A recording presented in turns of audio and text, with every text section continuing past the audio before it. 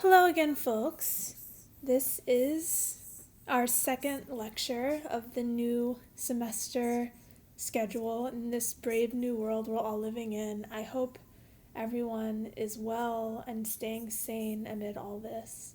Um, I wanted to very quickly actually run through a discussion of the text that we read for Friday, and then get into a discussion and a sort of introduction to Zadie Smith's White Teeth, which is what we're going to be looking at for the next few weeks. For today, in addition to listening to Enoch Powell's Rivers of Blood speech and some of the commentary around it, which was given in 1968 in response to the rising numbers of immigrants to the UK from former colonies in particular. And we also watched, hopefully, John Akamfra's Handsworth song Handsworth songs rather, which was produced in 1986, filmed in 85 during the riots that took place in Handsworth and London, under the auspices of the Black Audio Film Collective. And I think these texts, these audiovisual texts, are really important for setting the stage, for really understanding the context in which both Zadie Smith, the author of White Teeth, was raised in, and also the context for the narrative that she creates, sort of about London in the 1970s, 80s, and 90s. So to begin with Enoch Powell's speech, one of the questions that I asked you to sort of mull over for this week, and the question that I think most of you responded to, was about Powell and about sort of the way in which he builds his argument, right? So overall, clearly this is an anti-immigrant speech. The general gist of the argument is that immigrants are dangerous to British well-being. There's nothing particularly revolutionary about being xenophobic, but I did want us to sort of hone in on the specific techniques that he uses to express and prop up his xenophobia. I should also say, as I mentioned last time, that Enoch Powell was a very important conservative parliamentary representative in the 1970s and 80s. 1968, the year that this speech was given, is a year that is important in part because 68-69 kind of marks a transition from it marks a couple of transitions. For the one thing, it marks a transition in the United States from a period of progressive legislation and also social and civil rights progress into a period of sort of retrograde conservatism. So we're coming out of the era of the Civil Rights Act and Martin Luther King, and into the era of Richard Nixon. In fact, Martin Luther King is assassinated in 1968, I believe only a few short weeks prior to the delivery of this particular speech. And one of the things we'll talk about in a minute is the fact that, Powell is actually looking to the U.S. as an example, as a cautionary tale for Britons in trying to think about how to deal with migration. 1968 is also, I think, significant because there is a battle. The UK has a similar two-party system to our two-party system, in that one party is liberal, the other party is conservative. The Liberal Party, which is also a Labour Party, is much more friendly towards immigrants. It's also much more friendly towards trade and labor unions. The Conservative Party is much more sort of in bed with private industry and is much more protectionist and much more xenophobic, and also much more interested in things like financial austerity. And so this speech comes at a moment when the Labour Party, the Liberal Party, the Progressive Party in the UK is proposing new civil rights legislation which would offer expanded protections for immigrants and their children. And so this speech is given as a warning. And it's given at a conservative meeting, so it's given to other conservatives to sort of try to ward off the passage of the civil rights legislation, to stop conservatives from participating in or supporting in any way the passage of expanded rights for immigrants in the UK.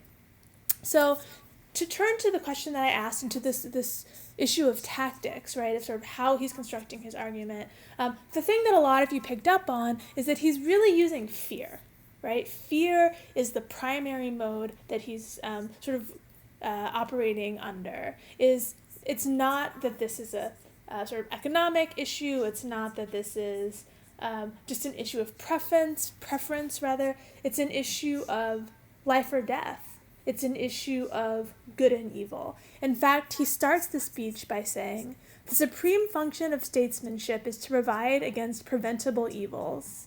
That's the first sentence of the entire speech, right? So he's framing the sort of ballooning immigrant population as evil, right? Like, that's a pretty stark word, and I think it's intended to put people on notice. It's intended to sort of trigger a sense of panic. And also calling it preventable, I think, also sort of puts the onus then on the Conservative Party to try to prevent this, to try to stop this evil onslaught of immigrants. Other places where he uses a sort of approach that's based in fear and encouraging fear, he talks about what will happen. He talks about the fact that, for example, increasingly, not only are immigrants coming to the UK, but they're having children there, right? So one of his concerns is that now there's this huge population of people who were born in the UK, who are, second generation immigrants to the United Kingdom, who now, by law, have the same rights as real Britons, as real English and Irish and Scottish people, and therefore are sort of crowding rightful Britons out of their homes, out of their neighborhoods, out of their schools. He says, already by 1985, the native-born would constitute the majority. It is this fact which creates the extreme urgency of action now, of just that kind of action which is hardest for politicians to take, action where the difficulties lie in the present, but the evils to be prevented or minimized lie several parliaments ahead. And specifically, he's talking about, what is going to be lost, right? He's talking about how sort of already there is a sort of loss of access to facilities, to jobs,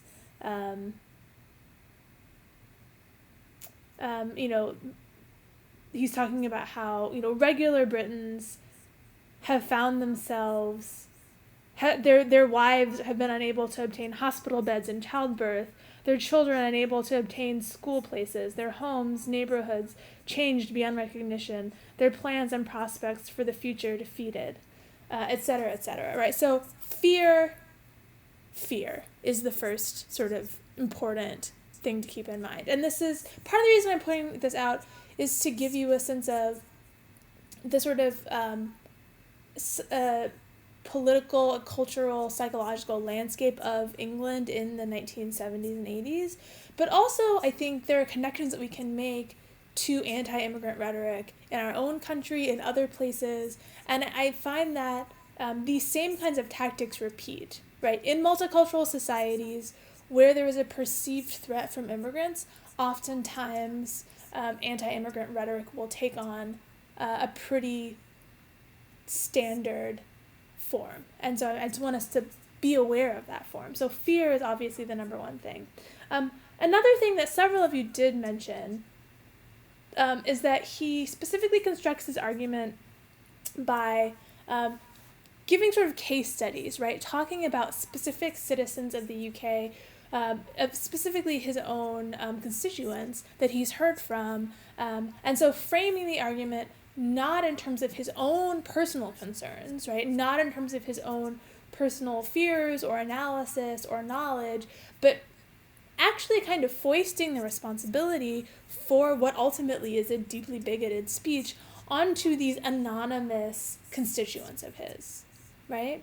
He's not taking sort of personal responsibility for fomenting hatred. He's not admitting to any prejudice of his own. Instead, he's saying, I'm a servant of the people, and this is what my constituents are saying. I didn't say it, they said it.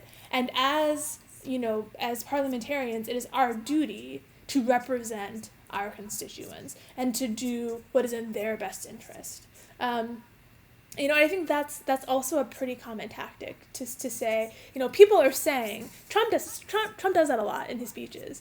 He says people are saying something, and then he'll sort of build on that, right? And it's very rarely is it a specific named person, right? That's something that happens in the speech quite a bit, is that instead of saying, I've talked to sociologists, like, for example, this person at this university and his studies show blah, blah, blah, right? Or instead of saying, this named person is, making a good point about the threats of immigration, and so we're going to highlight this individual. He foists all of the responsibility for his bigotry off on anonymous people.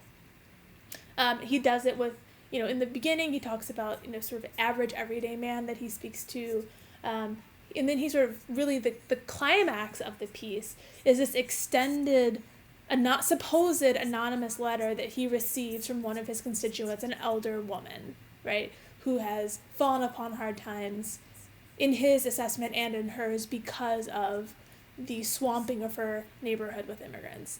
Now, I suspect, and I think a lot of other scholars of Powell suspect, that this is a technique that was largely dishonest, right? There is, I think, quite a great bit of skepticism surrounding the fact, particularly that letter that he quotes from even ever existed at all, right? He's setting up these sort of straw men. He's setting up these proxies for himself to speak through these so-called everyday Britons. There's an interesting thing that I wanted to call your attention to because, in his description of these people, these constituents that he is supposedly speaking in sort of defense of or in best interest of, he never actually describes them as white, right? He does speak in other places when he's talking about immigrants, about Negroes, pickaninnies. He talks about outsiders in racial terms. He never actually describes the race of any of the constituents that he is supposedly representing. Instead, and I think in some ways that is just another example of whiteness being a kind of invisible, unmarked category, right? This idea that I think applies in the United States and in most of the Western world, that the default condition is to be white, right? So if someone's race is not mentioned, the assumption is that they're white. But I think that this example, this speech, goes even a little bit further than that, in that he doesn't just not mention their race, he suggests their race, he implies their race using a series of dog whistles. And for those of you who aren't familiar with that term, a dog whistle is, literally a dog whistle is a very high-pitched whistle that only dogs can hear and humans can't hear it. And so, oftentimes people talk in sort of in political circles about a dog whistle being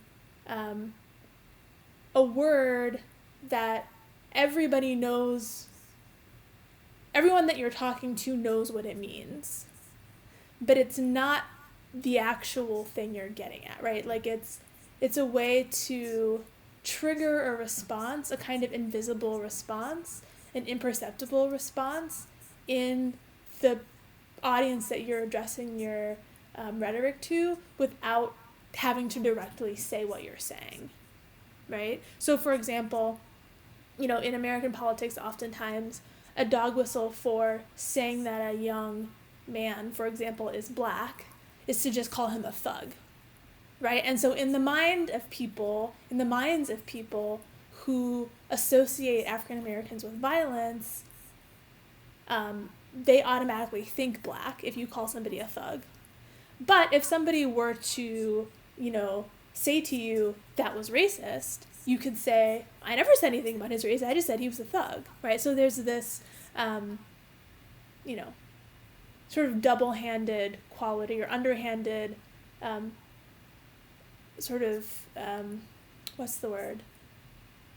to sort of circumvent saying the direct thing, because the direct thing is not considered to be politically correct or efficacious, right? So he's using dog whistles to let his audience know that the people he's talking about, that the real citizens that he's talking about of Britain are, in fact, white.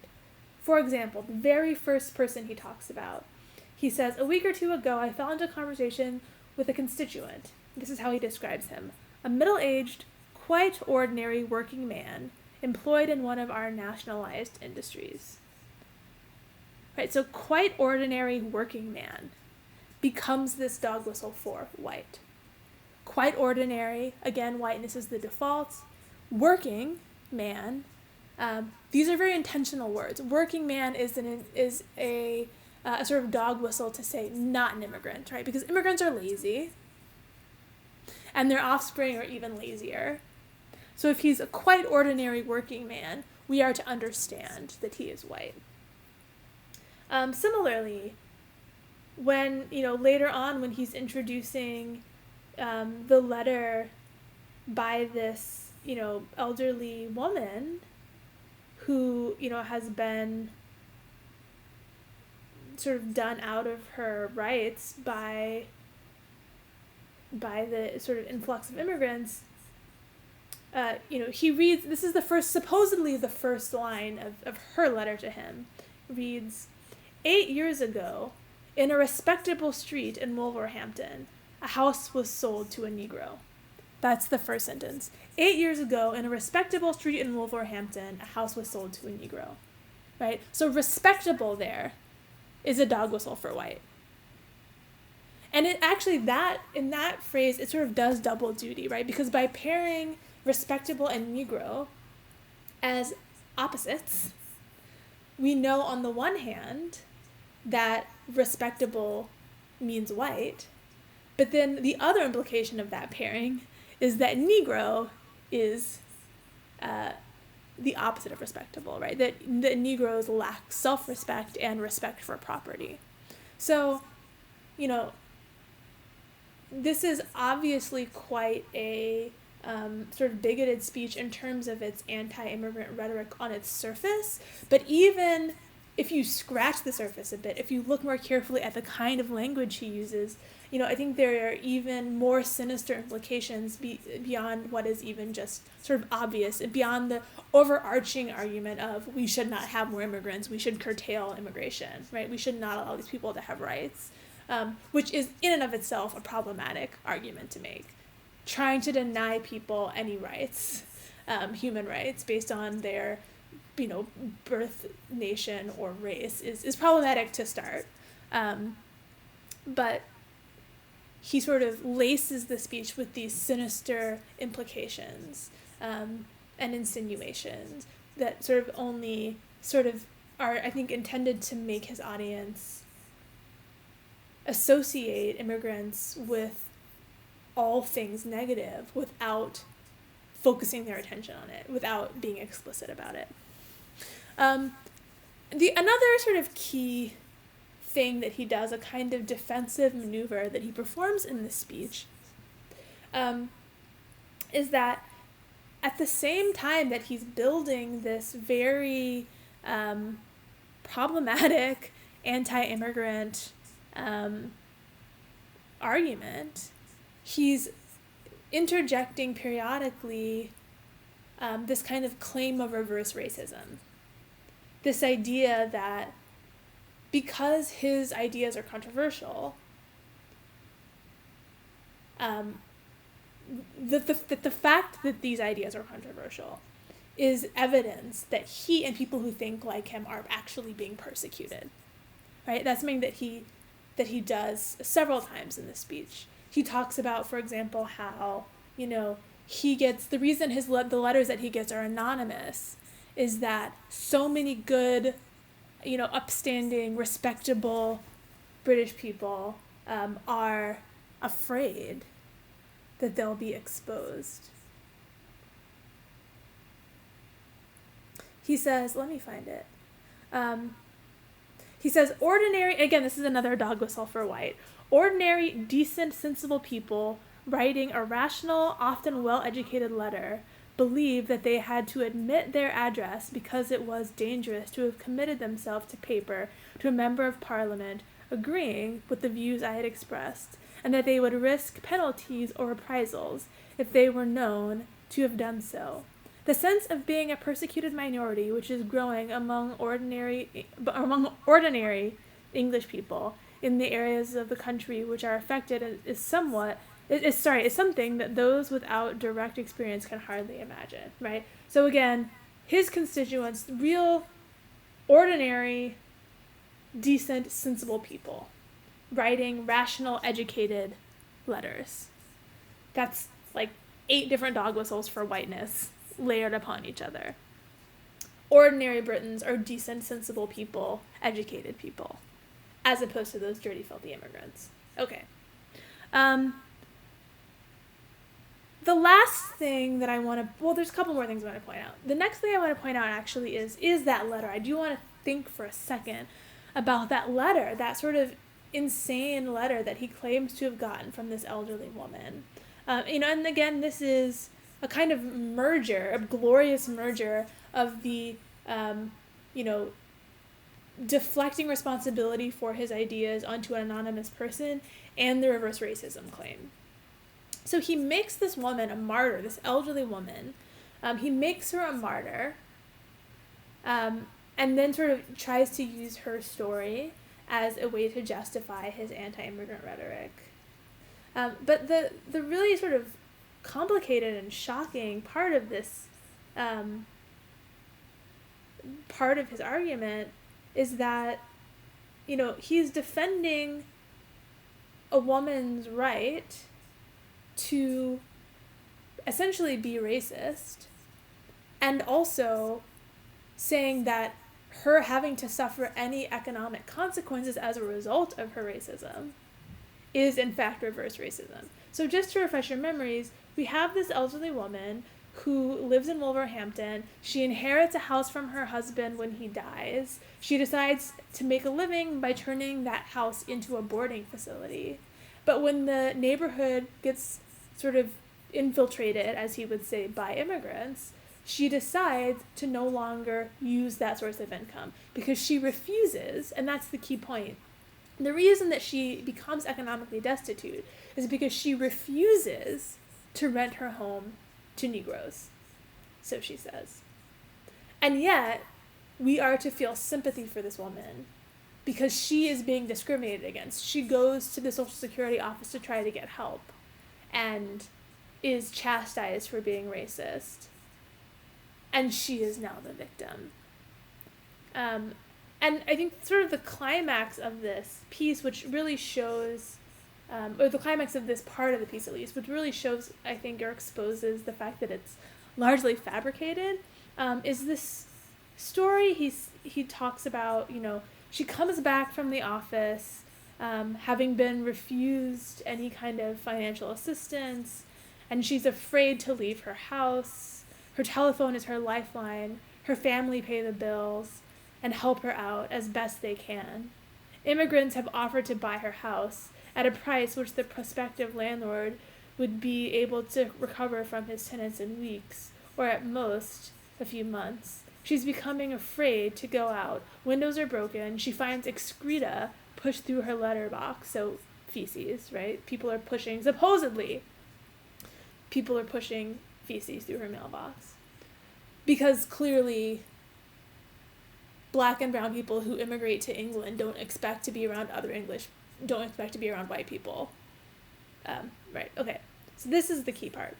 When she goes to the shops, she is followed by children, charming, wide-grinning pickaninnies. They cannot speak English, but one word they do know. Racialist, they chant. When the new race relation bill is passed, this woman is convinced she will go to prison. And is she wrong? I begin to wonder. So, that moment is really a combination of everything we've talked about. It's this combination of extreme fear, right? This claim of reverse racism, and also putting the responsibility for his bigoted views into the mouths of other people so that he does not purport to speak for himself, but to speak for the people. The fear part being this totally preposterous threat of prison. There's literally not a country in the world where racism is imprisonable. Not a country in the world where that's an imprisonable offense, right? So that is totally preposterous, but he's sort of building towards that's the threat. They're going to lock you up for thought crimes is basically what he's saying. That's the message that he's trying to get to people, to make them afraid of people who don't look like them.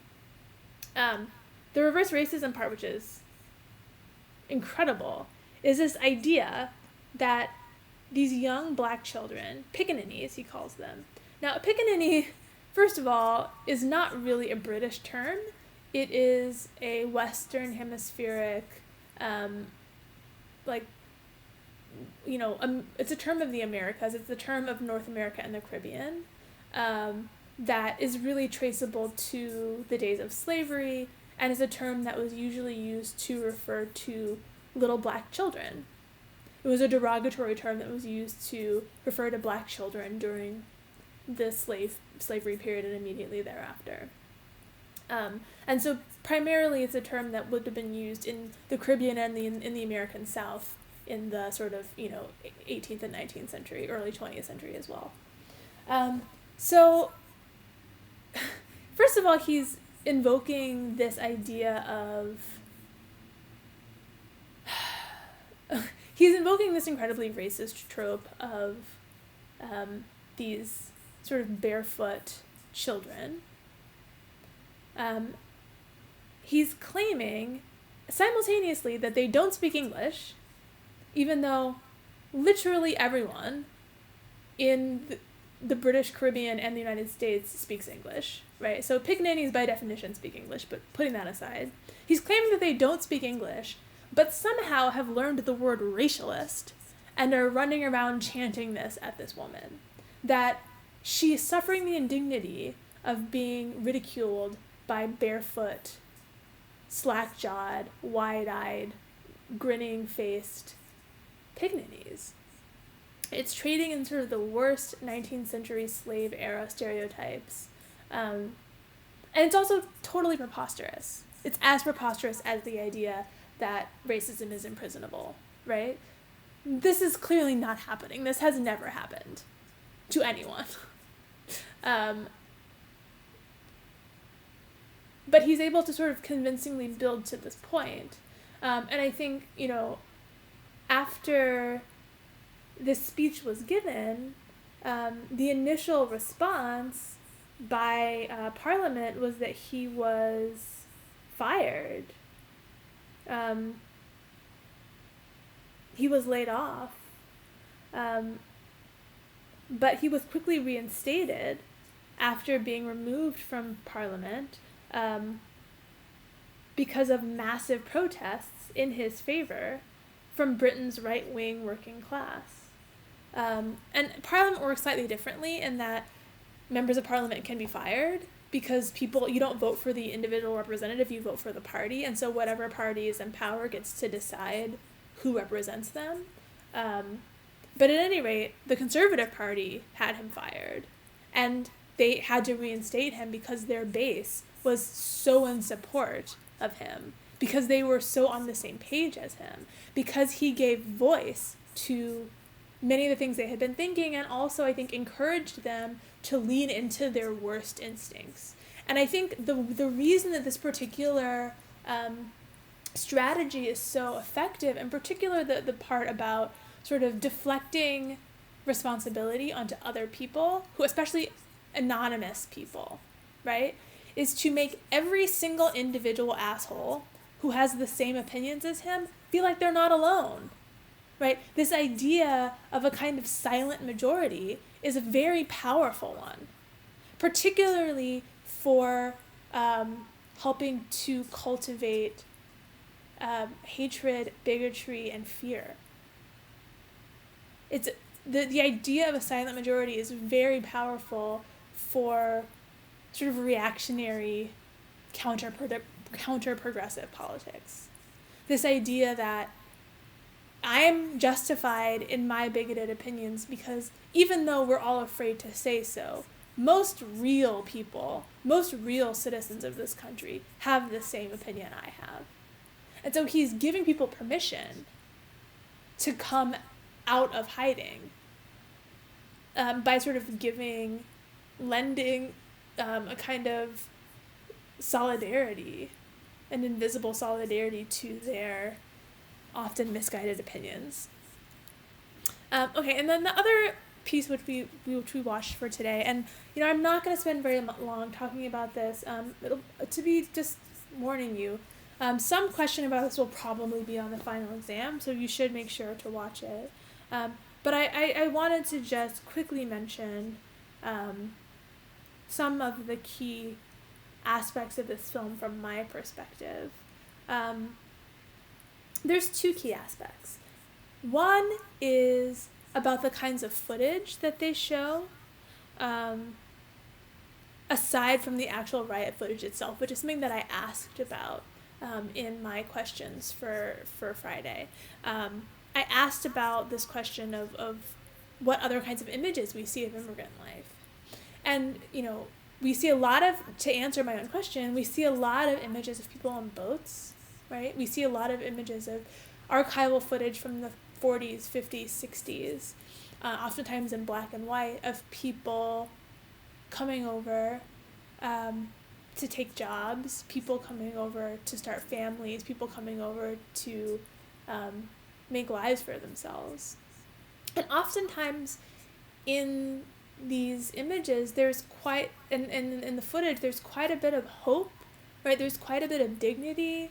And you see these people coming on board ships with everything they own in, 2 trunks and, the clothes on their backs. And there's a real sense of hope. And there's a real sense of patriotism. There's a sense of sort of London being, and Britain being a new life, being a place that they want to contribute to, that they want to make better, that they want to really take on and belong in and to. And I think that's a really powerful sort of counter-narrative to the kind of rhetoric that Powell's speech, which is referenced very briefly in this film, spews, right? The idea that immigrants are these dirty, lazy, dangerous people is very subtly countered by, these beautiful West Indian women in their Sunday best, holding their babies on their chests, leaving everything they have behind to come to England. It's very beautifully countered by these, lovely Jamaican and Trinidadian and Nigerian men in, wool suits going to work and reading poetry and singing songs. There's a lot of singing, right? There's a lot of joy and care and respect and hope in these sort of flashback images that I think are intended to really give a sense of a dose of reality in a setting where there's so much fear-mongering and misinformation. The other thing that I would say, the other, I think, really important distinguishing factor of this film that sort of helps it to be an alternative narrative to the kinds of things that would have been shown on the mainstream news in Britain at that time about the riots, is that Akomfra doesn't interview a single politician. He doesn't, a single, white politician. He also doesn't interview police officers. He doesn't interview anyone who would typically be seen as a reliable authority by the mainstream British public. Instead, all of the individual interviews that he records are either with local Asian business owners, so mostly Sikh and other South Asian business owners in the neighborhoods in London, in Handsworth, and then also members of the community, West Indian and West African people, just folks, right? Jamaican men sitting on the street, African women walking in the marketplace. All of the actual interviews are with immigrants themselves, and most of those immigrants are people who live in the neighborhoods where the riots took place. And so, and in some ways that makes them the ultimate authority, right? Like, if these are riots that come out of the over-policing and the abuse of power by the police that happens in these immigrant neighborhoods, and you're only looking to the police to give the official account of what happens, then you're going to be hugely, your information is going to be hugely skewed, right? Especially because at this point in time, the British police were not asking these communities what they needed. They weren't asking, and politicians weren't asking these communities what their concerns or needs were. They were just projecting a lot of malintent onto people and then criminalizing them. And so I think, one of the dominant narratives in the news at the time was that the reason that there was so much policing in these areas is that there was tension between young black thugs and Asian business owners. And I think it's a really powerful thing in this film in particular that so many of the people who are interviewed are those Asian business owners who are saying, no, we're part of this community too. This is not about, a black versus brown thing. This is an issue of a community that has been under-resourced, right? And so these people are very articulate advocates for their own position. And interestingly enough, many of the people who he interviews, while being very articulate about their situations, are speak heavily accented English, or in some cases patois, right? Like Jamaican or Trinidadian patois. And so, and there's nothing done to sort of translate. And so I think that's also a sort of powerful thing that happens in this film, is that, I think we're forced to come to terms with the fact that people who are really experts on something don't always come in the kind of packaging that, we as Westerners have been trained to associate with expertise. Right? The Jamaican DJ who has been in the neighborhood for 25 years and speaks thick patois that most Queen's English British people and also most Americans couldn't understand, is really the person who knows what's going on. He's the one who really understands what's happening in this neighborhood.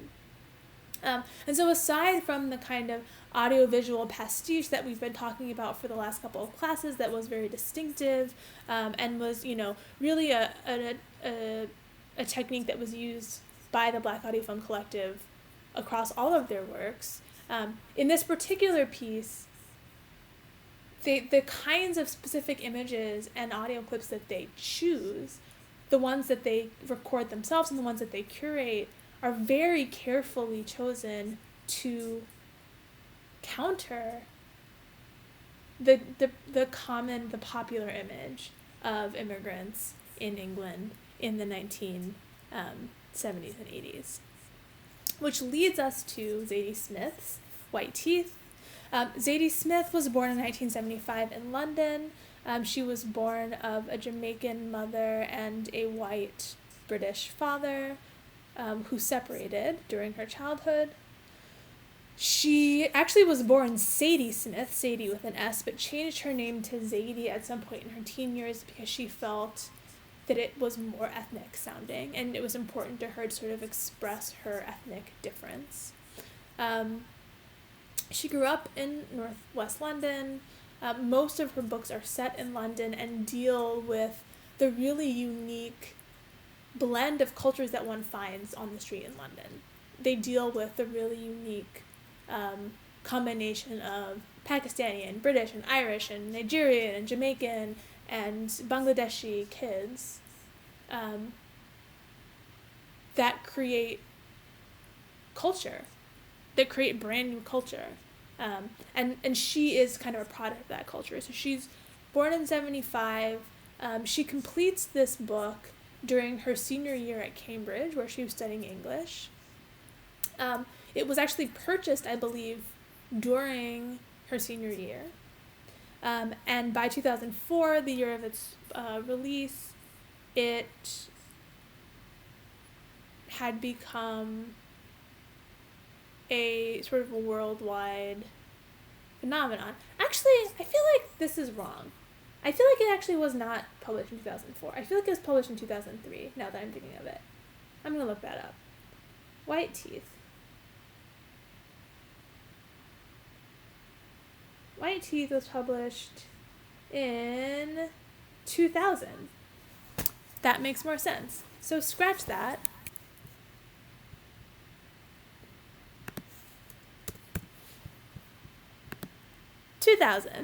Zadie Smith's White Teeth was published in 2000, which was her senior year at Cambridge. So it immediately becomes an international bestseller. And so we're going to read a little bit of that today. And, so she's reacting as a child of immigrants herself against the anti-immigrant fervor that was sort of characterized her childhood, right? This is someone who grew up under Margaret Thatcher, who grew up in the shadow of Enoch Powell. Her mother immigrated to England from the Caribbean, I think a year or two before Enoch Powell's speech. So her mother is one of these people, her young mother is one of these people that he is raging against. And so she's contending with that. She's contending with sort of what it means to be an immigrant or the child of an immigrant in a hostile environment, albeit a multicultural one. And she's also dealing with the complications of being a mixed race person, much like polystyrene, in this environment where she's neither properly an immigrant herself nor properly British by British standards. And I think the position of mixed race people in particular in an environment like this is a precarious and unique one, in that you can't tell somebody, there is no home for her to go to, right? In an environment where Powell is recommending that immigrants be returned to their nation of origin, where does a biracial British woman return to? The image on the right is actually just a still from a film called Touch of the Tarbrush, which was a 1991 documentary that was actually produced by the Black Audio Film Collective about mixed race families in England and their sort of unique position. I think if you're interested in it, we're not going to talk about it in this course, but if you're interested in it, I would recommend watching it. It's relatively short. I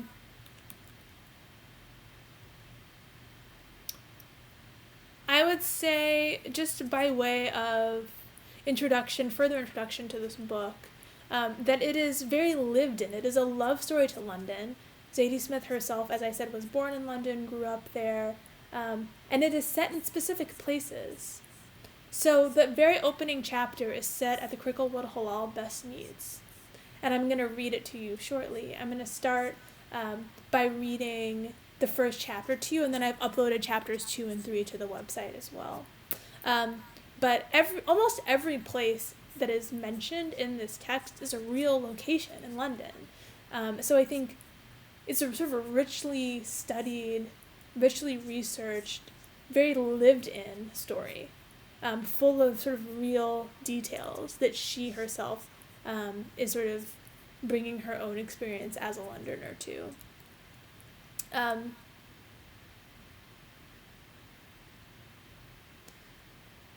I think as a mixed race person, Zadie Smith is particularly interested in this question of identity. And I think it troubles her. And it's something that she speaks to both in this book and in several of her later works. These are two quotes of hers that are 7 years apart. One from On Beauty, which was a 2005 book, her follow-up to White Teeth, and another from Northwest, which was her 2012 novel. Since then, she's also written a novel called Swing Time. But at any rate, she says, "Stop worrying about your identity and concern yourself with the people you care about. Ideas that matter to you, beliefs you can stand by, tickets you can run on. Intelligent humans make those choices with their brain and hearts, and they make them alone. The world does not deliver meaning to you. You have to make it meaningful and decide what you want and need and must do. It's a tough, unimaginably lonely and complicated way to be in the world. But that's the deal. You have to live. You can't live by slogans, dead ideas, cliches, or national flags. Finding an identity is easy. It's the easy way out." So here she almost has like an antagonistic relationship to identity, right? She's saying that even the idea of identity is a shortcut and a cop-out for really dealing with who you actually are as a person. Later she says, "Daughter drag, sister drag, mother drag, wife drag, court drag, rich drag, poor drag, British drag, Jamaican drag, each required a different wardrobe. But when considering these various attitudes, she struggled to think what would be the most authentic or perhaps the least inauthentic." So here she's talking about all these different personas that we have to constantly step into when we occupy the various roles that we perform in society. And in the ways that like sort of each slice of our intersectional identity can become a kind of role.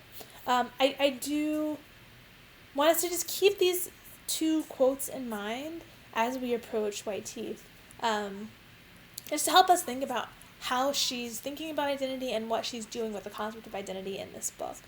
And then I'm about to start reading to you, so we're going to have about 45 minutes of story time at the end of this video.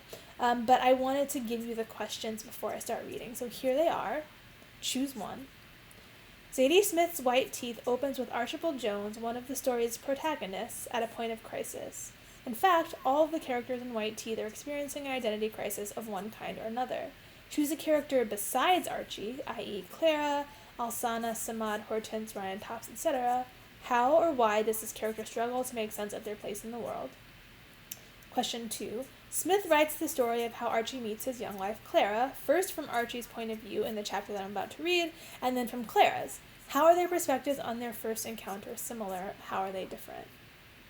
Number 3. Archie's friend Samad Iqbal and his wife Alsana are a Bangladeshi couple raising their family alongside the Joneses in late 20th century London.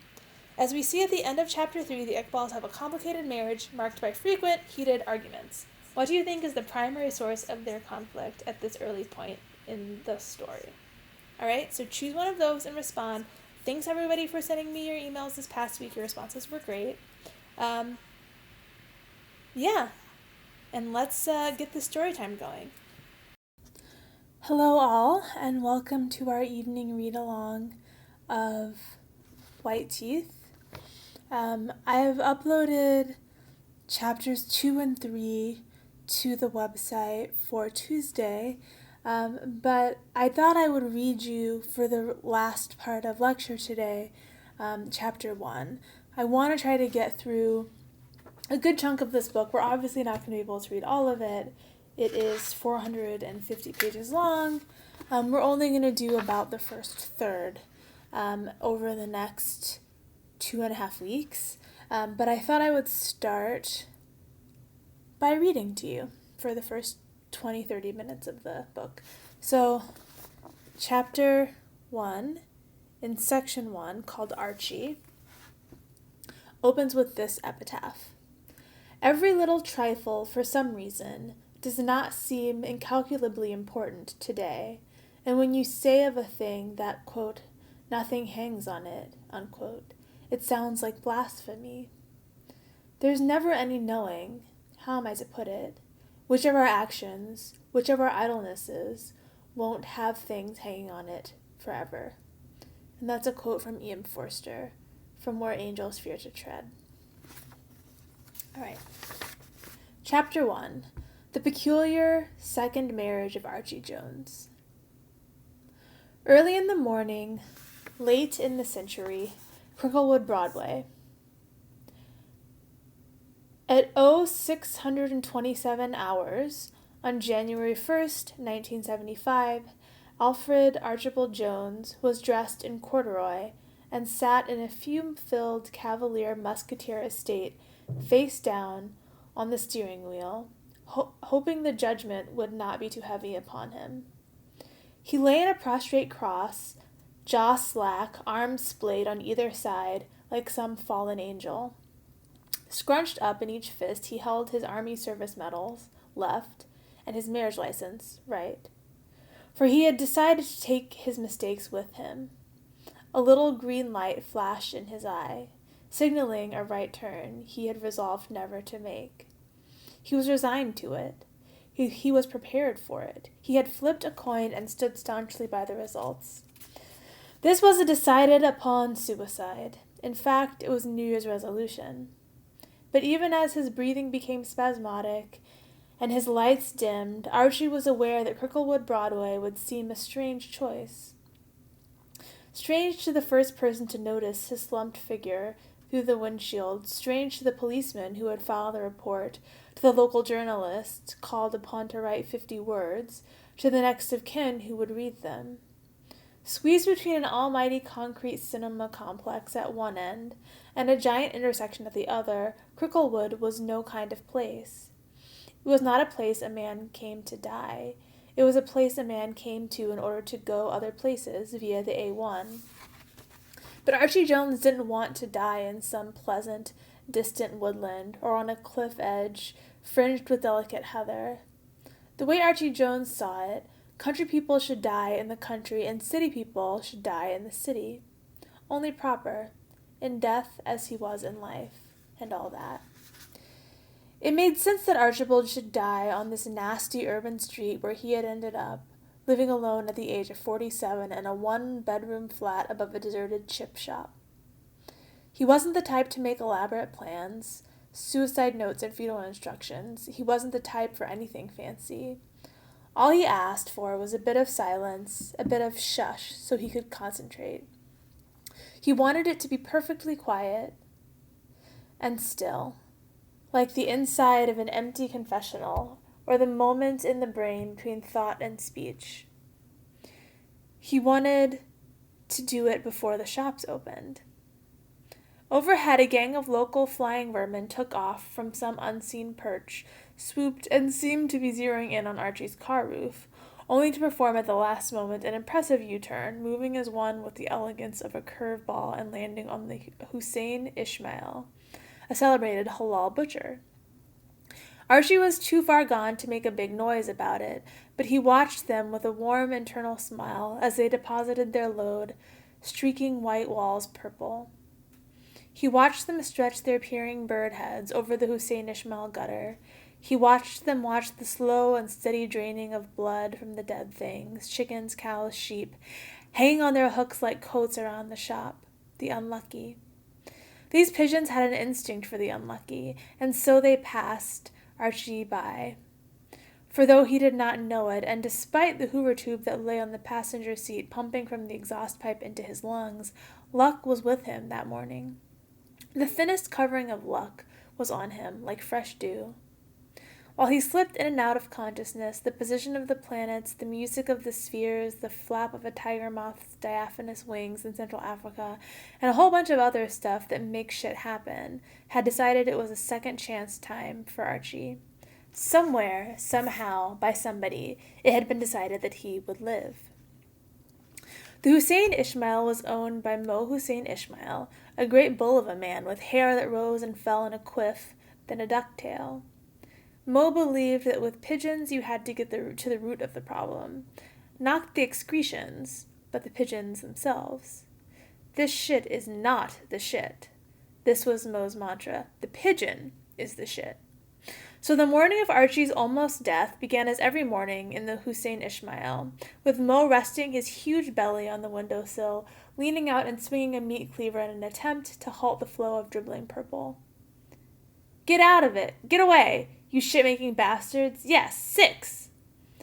It was cricket, basically, the Englishman's game adapted by the immigrant, and 6 was the most pigeons you could get at one swipe. "Varin," said Mo, calling down the street, holding the bloodied cleaver up in triumph. "You're in to bat, my boy. Ready?" Below him on the pavement stood Varin, a massively overweight Hindu boy on a misjudged traineeship program from the school around the corner, looking up like a big dejected blob underneath Mo's question mark. It was Varin's job to struggle up a ladder and gather spliced bits of pigeon into a small, quick-save shopping bag, tie the bag up, and dispose of it in the bins at the other end of the street. "Come on, Mr. Fatty Man," yelled one of Mo's kitchen staff, poking Varin up the arse with a broom as punctuation for each word.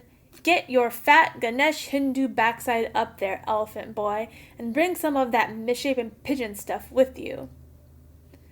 Mo wiped the sweat off his forehead, snorted, and looked out over Cricklewood, surveying the discarded armchairs, strips of carpet, outdoor lounges for local drunks, the slot machine emporiums, the greasy spoons, and the minicabs, all covered in shit. One day, so Mo believed, Cricklewood and its residents would have cause to thank him for his daily massacre. One day, no man, woman, or child on the Broadway would ever again have to mix 1 part detergent to 4 parts vinegar to clean up the crap that falls on the world. "The shit is not the shit," he repeated solemnly. "The pigeon is the shit." Mo was the only man in the community who truly understood. He was feeling very zen about this, very goodwill to all men, until he spotted Archie's car. "Arshad!" he cried. A shifty-looking skinny guy with a handlebar mustache and dressed in 4 different shades of brown came out of the shop with blood on his palms. "Arshad!" Mo, barely restraining himself, stabbed his finger in the direction of the car. "My boy, I'm going to ask you just once." "Yes, Abba," said Arshad, shifting from foot to foot. "What the hell is this? What is this doing here? I got delivery at 6:30. I got 15 dead bovines turning up here at 6:30. I gotta get it in the back. That's my job, you see. There's meat coming." So I'm perplexed. Mo affected a very innocent confusion, because I thought this was clearly marked delivery area. He pointed to an aging wooden crate that bore the legend, "No parkings of any vehicle on any days." "Well, I don't know, Abba," said Arshad. "You're my son, Arshad. I don't employ you not to know. I employ him not to know." He reached out of the window and slapped Varin, who was negotiating the perilous gutter like a tightrope walker, giving him a thorough cosh to the back of his head and almost knocking the boy off his perch. "I employ you to know things," he said, "to compute information, to bring into the light the great darkness of the Creator's unexplainable universe." "Abba?" said Arshad. "Find out what's going on down there and get rid of it." Mo disappeared from the window. A minute later, Arshad returned with the explanation. "Abba," he said. Mo's head sprang back through the window like a malicious cuckoo from a Swiss clock. "He's gassing himself, Abba." "What?"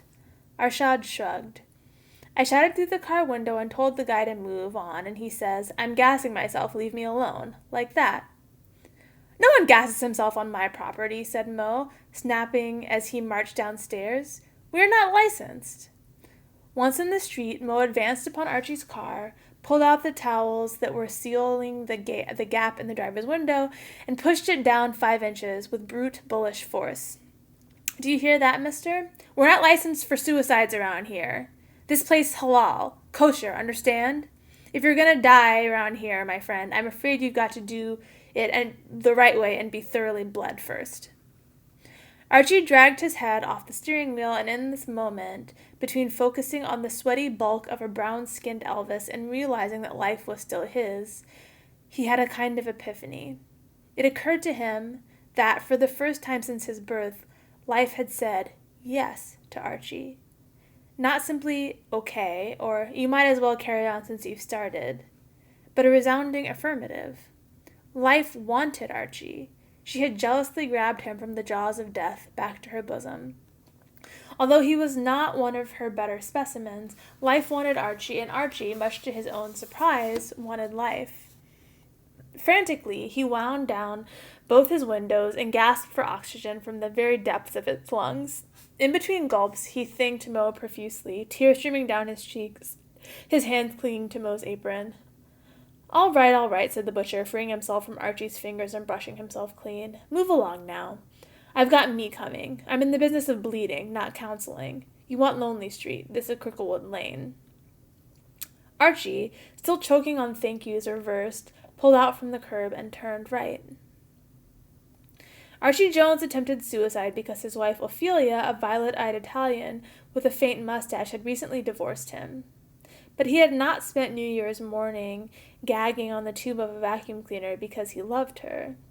It was rather because he had lived with her for so long and had not loved her. Archie's marriage felt like buying a pair of shoes, taking them home and finding they don't fit. For the sake of appearances, he had put up with them. And then, all of a sudden, after 30 years, the shoes picked themselves up and walked out of the house. She left. 30 years. As far as he remembered, just like everybody else, they began well. The first spring of 1946, he had stumbled out of the darkness of war into a Florentine coffee house, where he was served by a waitress truly like the sun, Ophelia Diagilo, dressed all in yellow, spreading warmth and the promise of sex as she passed him a frothy cappuccino. They walked into it blinkered as horses. She was not to know that women never stayed as daylight in Archie's life, that somewhere in he didn't like them, he didn't trust them, and he was able to love them only if they wore halos. No one told Archie that lurking in the Diagilo family tree were two hysteric aunts, an uncle who talked to eggplants, and a cousin who wore his clothes back to front. So they got married and returned to England, where she realized very quickly her mistake. He drove her very quickly mad, and the halo was packed off to the attic to collect dust with the rest of the bric-a-brac and broken kitchen appliances that Archie promised one day to repair. And in that bric-a-brac was a Hoover. On Boxing Day morning, 6 days before he parked outside Moe's Halal Butchers, Archie had returned to their semi-detached in Hendon in search of that Hoover. It was his fourth trip to the attic in so many days, ferrying the odds and ends of a marriage out to his new flat, and the Hoover was one of the last items he reclaimed, one of the most broken things, most ugly things, the things you demand out of sheer bloody-mindedness because you have lost the house. This is what divorce is, taking things you no longer want from people who no longer love you. So you again, said the Spanish home help at the door. Santa Maria, or Maria Santa or something. Mr. Jones, what now? Kitchen sink, see? Hoover, said Archie grimly. Vacuum. She cut her eyes at him and spat on the doormat inches from his shoes. Welcome, senor. The place had become a haven for people who hated him.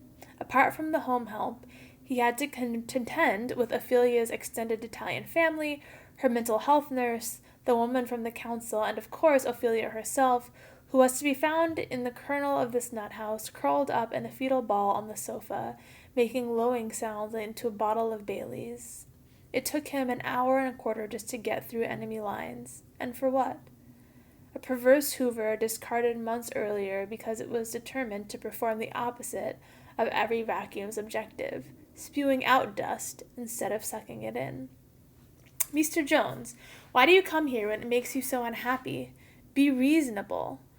What can you want with it? The home help was following him up the attic stairs, armed with some kind of cleaning fluid.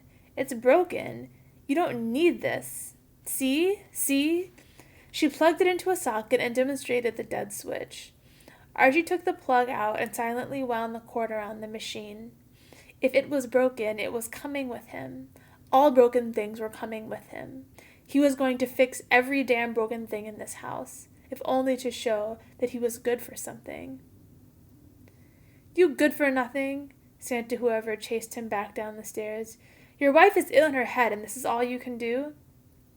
Archie hugged the Hoover to his chest and took it into the crowded living room, where under several pairs of reproachful eyes he got out his toolbox and started working on it. Look at him, said one of the Italian grandmothers, the more glamorous one with the big scarves and fewer moles. He take everything, capisce? He take her mind, he take the blender, he take the old stereo, he take everything, except the floorboards. It make you sick.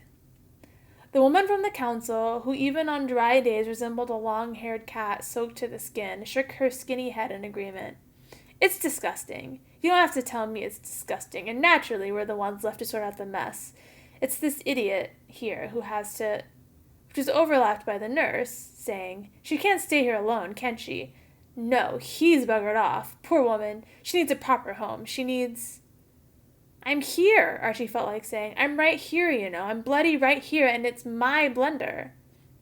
But he wasn't one for confrontation, Archie. He listened to them all for another 15 minutes, mute as he tested the Hoover's suction against pieces of newspaper, till he was overcome by the sensation that life was an enormous rucksack, so impossibly heavy that even though it meant losing everything, it was infinitely easier to leave all baggage here on the roadside and walk on into the blackness. You don't need the blender, Archie boy. You don't need the Hoover. This stuff's all dead weight. Just lay down the rucksack, Arch, and join the happy campers in the sky. Was that wrong? To Archie, ex-wife and ex-wife relatives in one ear, spluttering vacuum in the other, it just seemed that the end was unavoidably nigh. Nothing personal to God or whatever, it just felt like the end of the world, and he was going to need more than poor whiskey, novelty crackers, and a paltry box of quality street candy, all the strawberry ones already scoffed, to justify entering into another year. Patiently, he fixed the Hoover and vacuumed the living room with a strange, methodical finality, shoving the nozzle into the most difficult corners. Solemnly, he flipped a coin, heads, life, tails, death, and felt nothing in particular when he found himself staring at the dancing lion, which is the tail of a British coin. Okay. Quietly, he detached the Hoover tube, put it in a suitcase, and left the house for the last time. But dying's no easy trick, and suicide can't be put on a list of things to do in between cleaning the grill pan and leveling the sofa leg with a brick. It is the decision not to do, to undo, a kiss blown at oblivion. No matter what anyone says, suicide takes guts. It's for heroes and martyrs, truly vainglorious men. Archie was none of these. He was a man whose significance in the great scheme of things could be figured along familiar ratios. Pebble, beach, raindrop, ocean, needle, haystack. So for a few days he ignored the decision of the coin and just drove around with the Hoover tube. At nights, he looked out through the windshield into the monstropolis sky and had the old realization of his universal proportions, feeling what it was to be tiny and rootless. He thought about the dent he might make on the world if he disappeared, and it seemed negligible, too small to calculate. He squandered spare minutes, wondering whether Hoover had become a generic term for vacuum cleaner, or whether it was, as others have argued, just a brand name. And all the time the Hoover tube lay like a great flaccid cock on his back seat, mocking his quiet fear, laughing at his pigeon steps as he approached the executioner, sneering at his impotent indecision. Then, on December 29th, he went to see his old friend Samad Mia Iqbal. An unlikely compadre, possibly, but still the oldest friend he had.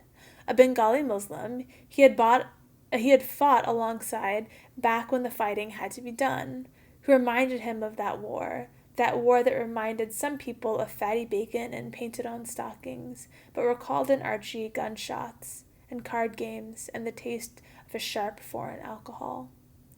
"Archie, my dear friend," Samad had said in his warm, hearty tones, "you must forget all this wife trouble. Try a new life.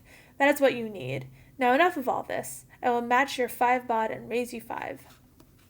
They were sitting in their new haunt, O'Connell's pool room, playing poker with only 3 hands, 2 of Archie's and 1 of Samad's.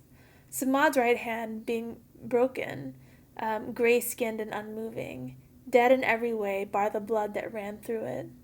The place they sat in, where they met each other for dinner each evening, was half cafe, half gambling den, owned by an Iraqi family, the many members of which shared a bad skin condition. Look at me.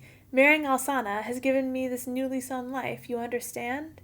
She opens up for me the new possibilities. She's so young, so vital, like a breath of fresh air. You come to me for advice. Here it is. Don't live this old life. It's a sick life, Archibald. It does you no good whatsoever." Samad had looked at him with a great sympathy, for he felt very tenderly for Archie. Their wartime friendship had been severed by 30 years of separation across continents. But in the spring of 1973, Samad had come to England, a middle-aged man seeking a new life with his 20-year-old new bride, the diminutive, moon-faced Alsana Begum, with her shrewd eyes. In a fit of nostalgia, and because he was the only man Samad knew on this little island, Samad had sought Archie out, moved into the same London borough, and slowly but surely a kind friendship was being rekindled between the 2 men. "You play like an idiot," said Samad, laying down the winning queens back to back. He flicked them with the thumb of his left hand in one elegant move, making them fall to the table in a fan shape. "I'm old," said Archie, throwing his cards in. "I'm old. Who'd have me now? It was hard enough convincing anybody the first time." "That's nonsense, Archibald. You've not even met the right one yet. This Ophelia? Archie, she's not the right one. From what you leave me to understand, she's not even for this time." He referred to Ophelia's madness, which led her to believe half of the time that she was the maid of the celebrated 15th century art lover Cosimo de' Medici. "She is born, she lives, simply in the wrong time. This is just not her day, maybe not her millennium. Modern life has caught that woman completely unawares and up the arse. Her mind is gone, buggered, and you have picked up the wrong life in the cloakroom and you must return it. Besides, she has not blessed you with children, and life without children, Archie, what is it for? But there are second chances. Oh, yes, there are second chances in life. Believe me." "I know." He continued, raking in the 10 pounds with the side of his bad hand. "You should never have married her." Bloody hindsight, thought Archie. It's always 20/20. Finally, 2 days after this discussion, early on New Year's morning, the pain had reached such a piercing level that Archie was no longer able to cling to Samad's advice.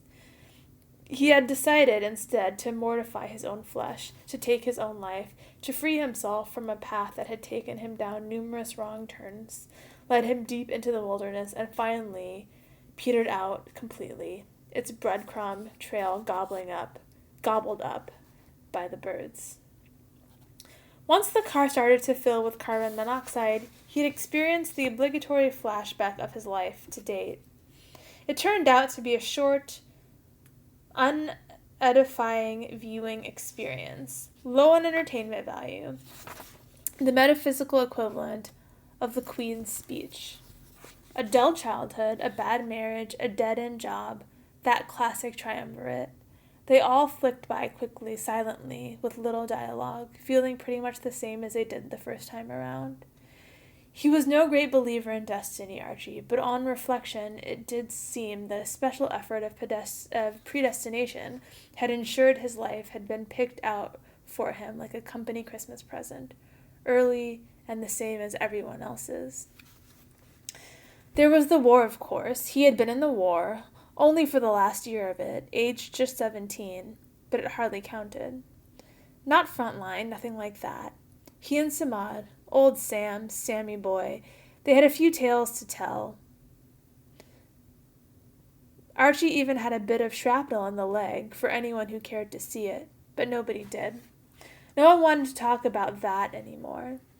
It was like a clubfoot or a disfigured mole. It was like nose hair. People looked away. If someone said to Archie, "What have you done in life, then? And what's your biggest memory?" Well, God help him if he mentioned the war. Eyes glazed over, fingers tapped, everybody offered to buy the next round. No one really wanted to know. Summer of 1955, Archie went to Fleet Street with his best wrinkled pickers on, looking for work as a war correspondent. Poncy-looking bloke with a thin mustache and a thin voice had said, "Any experience, Mr. Jones?" And Archie had explained all about Samad, all about their Churchill tank. Then this Poncy one had leaned over the desk, all smug, all suited, and said, we would require something other than merely having fought in a war, Mr. Jones. War experience isn't really relevant." And that was it, wasn't it? There was no relevance in the war, not in 1955, even less so in 1974. Nothing he did then mattered now. The skills you learned were, in the modern parlance, not relevant, not transferable. Was there anything else, Mr. Jones? But of course there bloody wasn't anything else, the British education system having tripped him up with a snigger many years previously.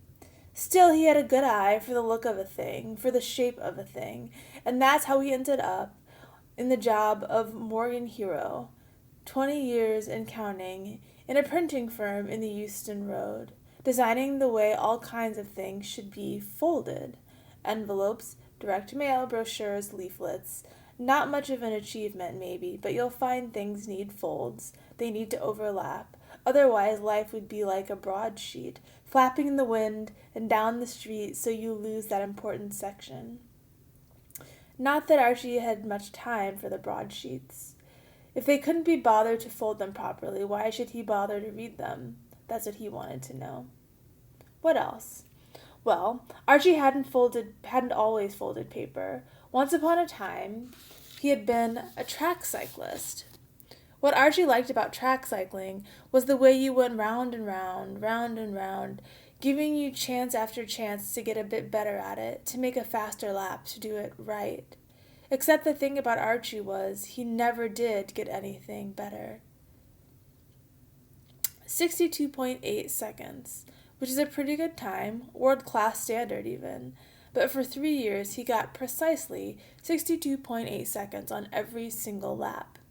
The other cyclists used to take breaks to watch him do it, lean their bikes against the incline and time him with a second hand of their wristwatches. 62.8 every time. That kind of inability to improve is really very rare.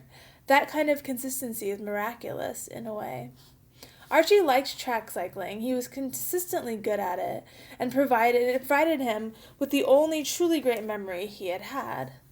In 1948, Archie Jones had participated in the Olympics in London, sharing 13th place at 62.8 seconds with a Swedish gynecologist named Horst Ebelgaufts.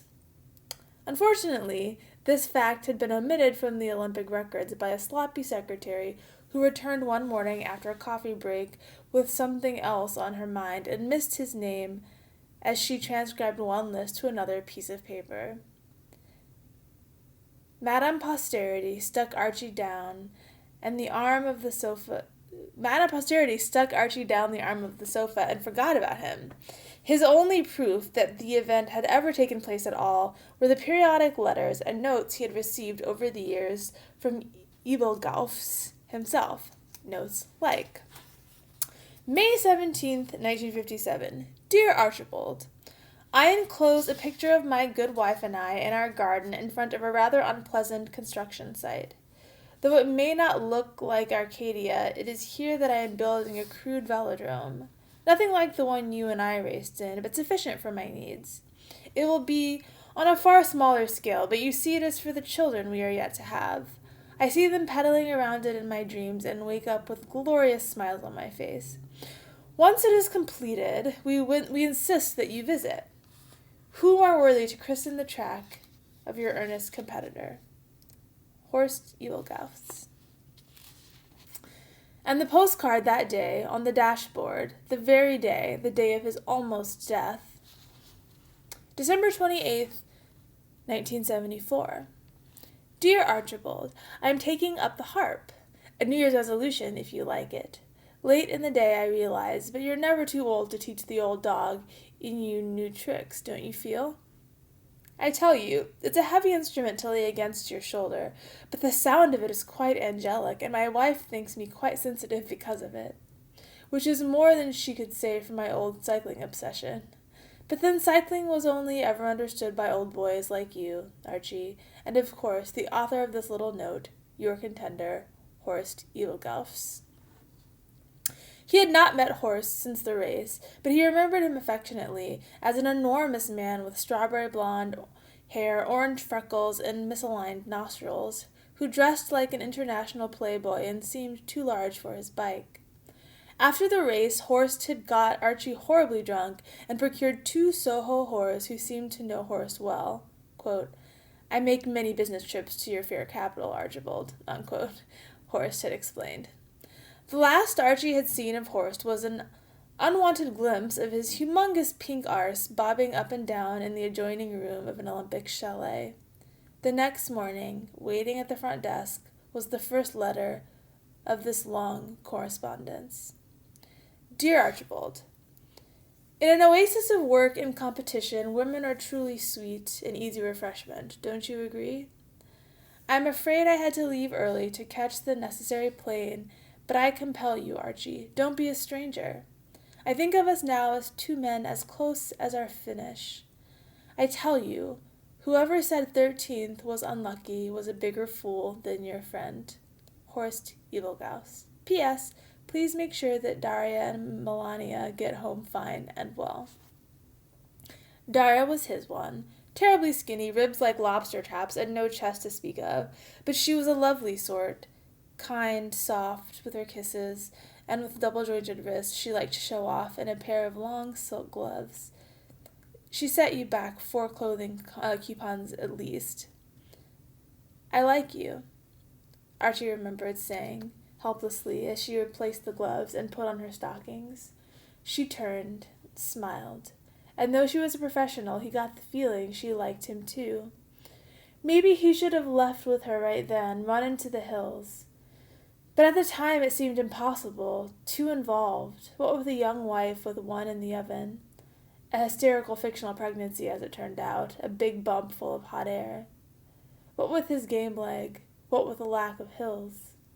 Strangely, Daria was the final pulse of thought that passed through Archie just before he blacked out. It was the thought of a whore he met once 20 years ago. It was Daria and her smile that made him cover Moe's apron with tears of joy.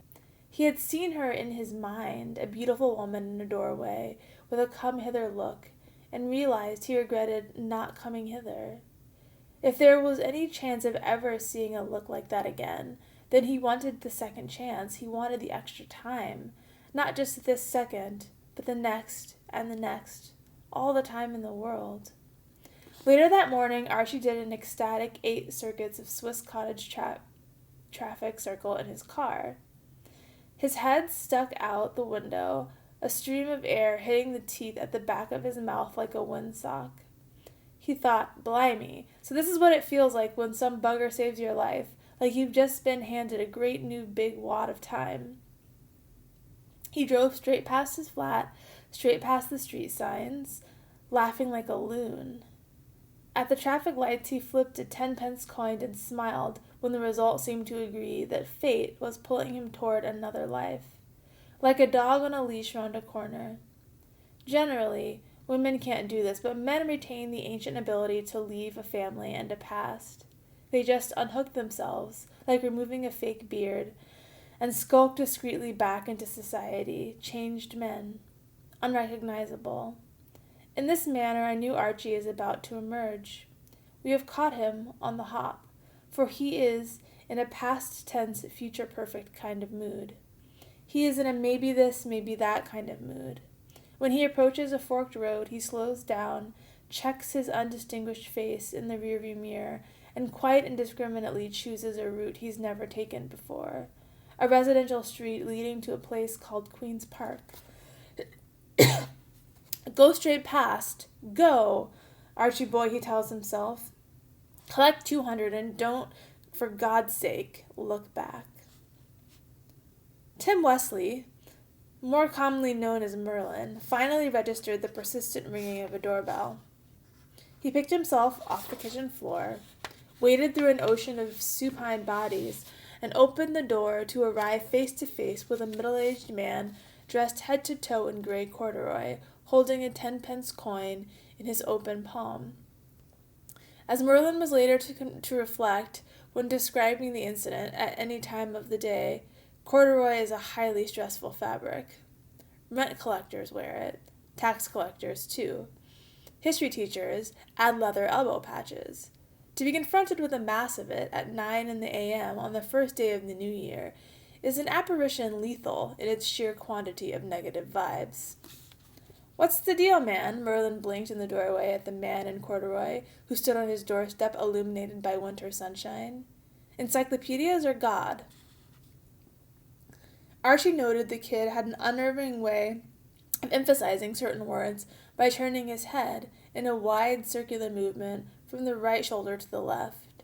Then, when the circle was completed, he would nod several times. Because if it's encyclopedias, we've got enough, like information. And if it's God, you've got the wrong house. We're in a mellow place here, know what I mean? Merlin concluded, doing the nodding thing and moving to shut the door. Archie shook his head, smiled, and remained where he was. Are you all right? Asked Merlin, hand on the doorknob. Is there something I can do for you? Are you high or something? I saw your sign, said Archie. Merlin pulled on a joint and looked amused. That sign? He bent his head to follow Archie's gaze. The white bedsheet hanging down from an upper window, across it, in large rainbow-colored lettering, was painted, Welcome to the End of the World Party, 1975. Merlin shrugged. Yeah, sorry, man, looks like it wasn't. Bit of a disappointment, that. Or a blessing, he added amiably, depending on your point of view. Blessing, said Archie with passion. 100% bona fide blessing. Did you, dig the sign then?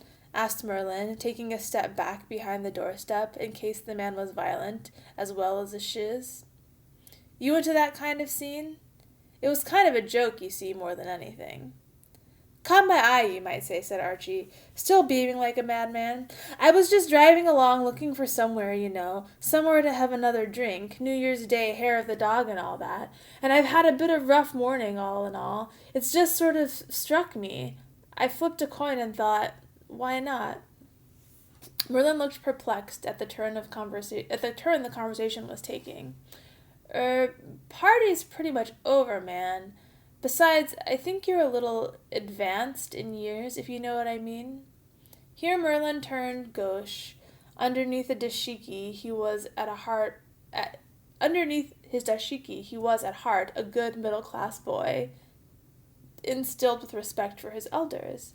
I mean, he said after a difficult pause, it's a bit of a younger crowd than you might be used to. Kind of a commune scene? But I was so much older then, sang Archie mischievously, quoting a 10-year-old Dylan track, arching his head round the door. I'm younger than that now. Merlin took a cigarette from behind his ear, lit it, and frowned.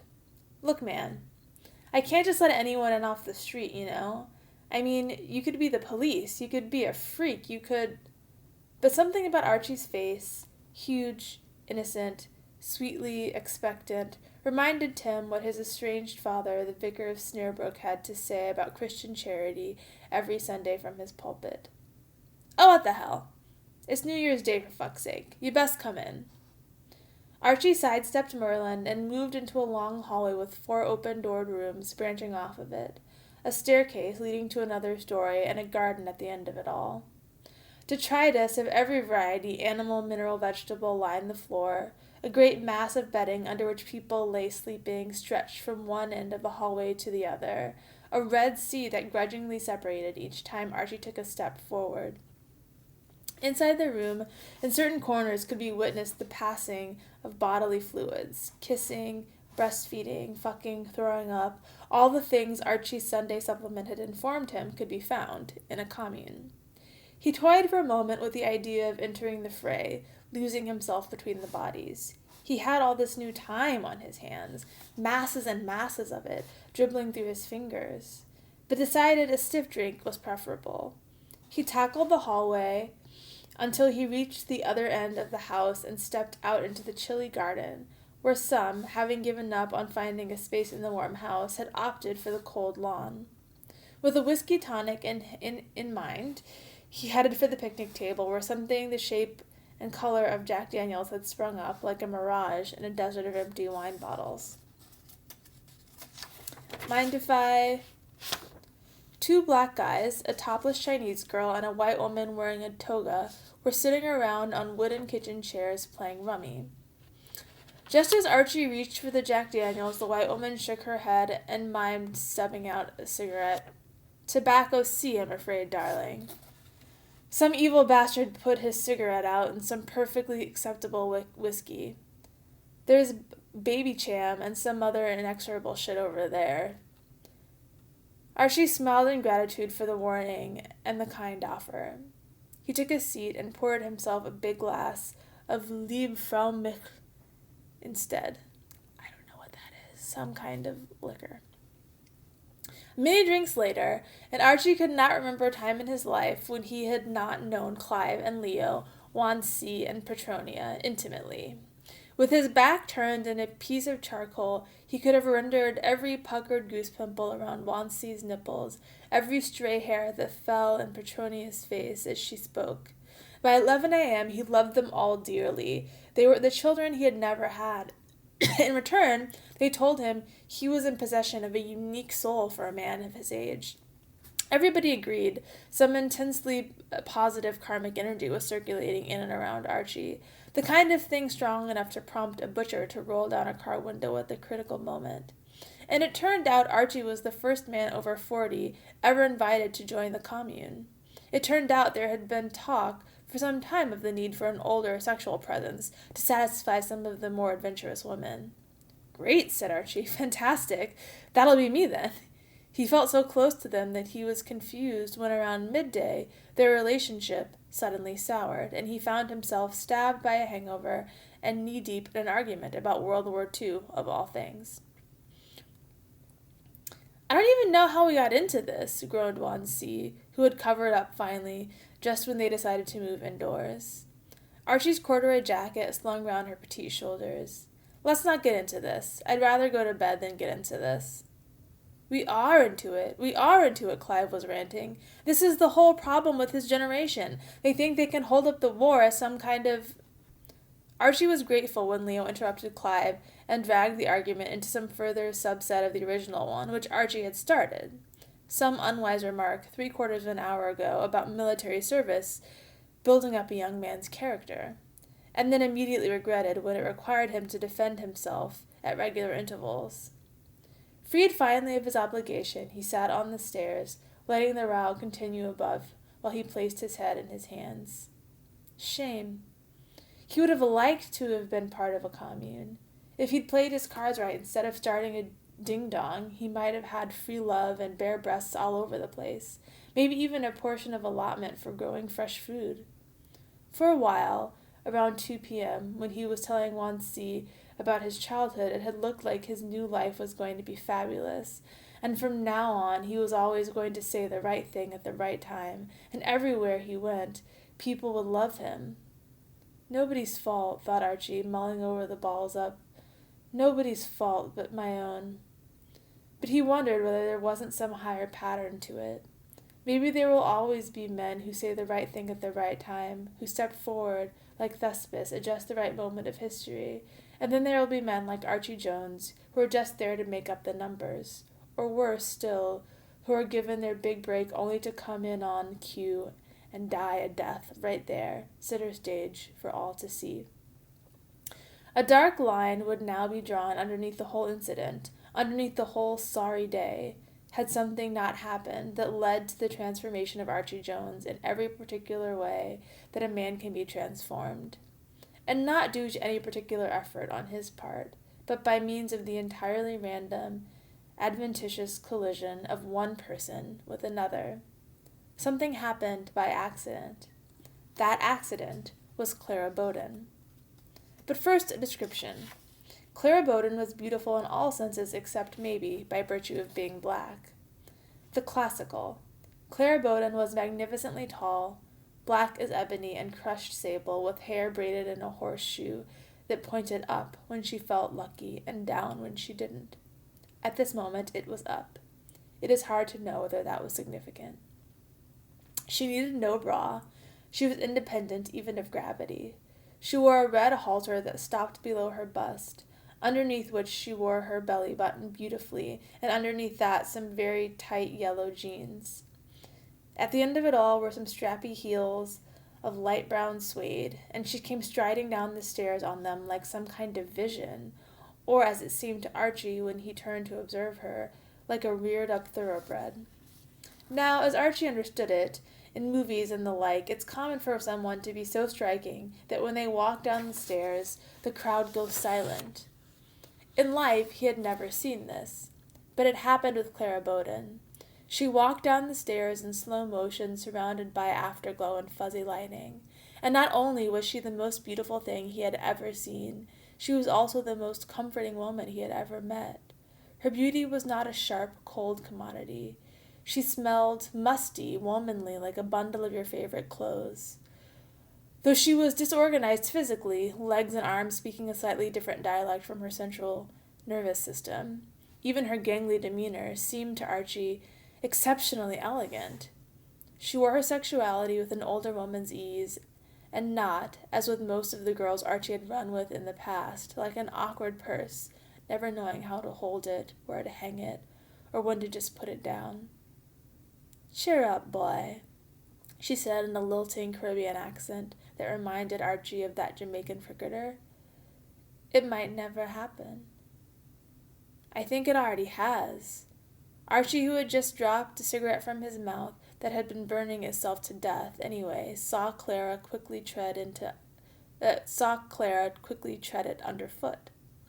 She gave him a wide grin that revealed possibly her one imperfection, a complete lack of teeth in the top of her mouth.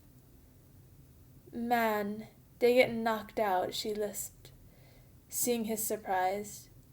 "But I think to myself, comed into the world, the Lord won't mind if I have no toofs." She laughed softly. "Archie Jones," said Archie, offering her a Marlboro. "Clara," she whistled inadvertently as she smiled and breathed in the smoke. "Archie Jones, you look just about exactly how I feel. Have Clive and them people talking foolishness at you? Clive, you been playing with this poor man?" Clive grunted. The memory of Archie had all but disappeared with the effects of the wine, and continued where he left off, accusing Leo of misunderstanding the difference between political and physical sacrifice. "Oh no, nothing serious," Archie burbled, useless in the face of her exquisite face. "Bit of a disagreement, that's all. Clive and I have different views about a few things. Generational gap, I suppose." Clara slapped him on the hand. "Hush your mouth. You're not that old. I seen older." "I'm old enough," said Archie, and then, just because he felt like telling her, "You won't believe me, but I almost died today." Clara raised an eyebrow. "You don't say? Well, come and join the club. There are a lot of us about this morning. What a strange party this is, you know," she said, brushing a long hand across his bald spot. "You look pretty jam good for someone come so close to St. Peter's Gate. You want some advice?" Archie nodded vigorously. He always wanted advice. He was a huge fan of second opinions. That's why he never went anywhere without a 10-pence coin. "Go home. Get some rest. Marnin, the world new every time, man. This life no easy." What home, thought Archie. He had unhooked his old life. He was walking into unknown territory. Man, Clara repeated, patting him on the back. "Dis life no easy." She let off another long whistle and a rueful laugh, and unless he was really going nuts, Archie saw that come-hither look, identical to Daria's, tinged with a kind of sadness, disappointment, like she didn't have a great deal of other options. Clara was 19, Archibald was 47. 6 weeks later, they were married.